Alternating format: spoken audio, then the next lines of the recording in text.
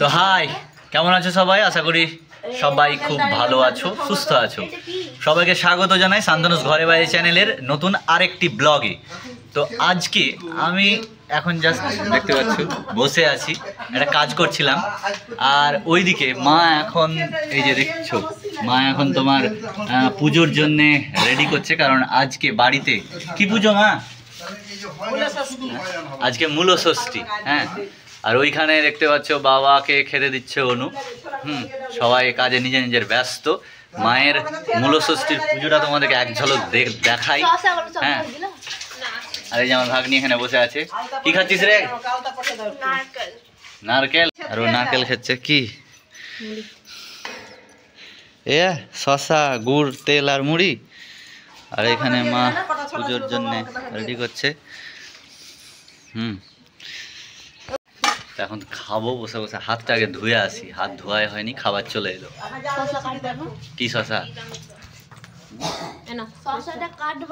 শশা কাটবো। চুলটা ঠিক করতে হবে। দেখতে পাচ্ছ চুলের অবস্থা বারো অবস্থা হয়ে গেছে। হ্যাঁ, চুলটা আগে ঠিক করব। ওই কি করছিস? কি খাচ্ছিস? এদিকে দেখছো এখন মা পুজো শেষ করে এখন চন্দনের ফোঁটা লাগিয়ে দিচ্ছে। এ মাংস কি করে খেতে দেবে? তখন ঝিকে ডেকে বললে, দেখ আমি যখন ঠাঁই করতে আসবো গ্লাস নিয়ে পা পিছলে পড়ে যাব, তখন তুই আমার মাথায় ঘড়া ঘড়া জল ঢেলে দিবি। বইয়ের কথা মতো ঝি তাই করলে। এদিকে দুম করে শব্দ হতেই শ্বশুর মেয়ে ছুটে এসে দেখে যে দেখছো এখন মা ব্রত কথা পড়ছে। হ্যাঁ, আর সবাই শুনছে ওখানে। অনু, ভাগ্নি, এটাই রিচুয়ালস এখানকার। স্বামীকে সব বললে। স্বামী তখন মাংসের খোঁজ নিতে গেল, পুজো সব উদ্যোগ করতে লাগলো।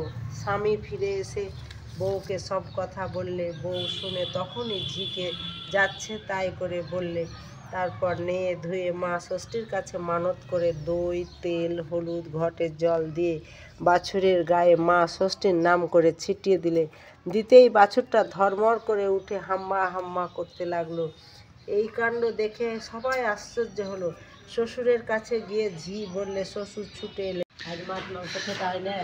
আর এই যে দেখছো আমার পুজো শেষ হলো এই মাত্র।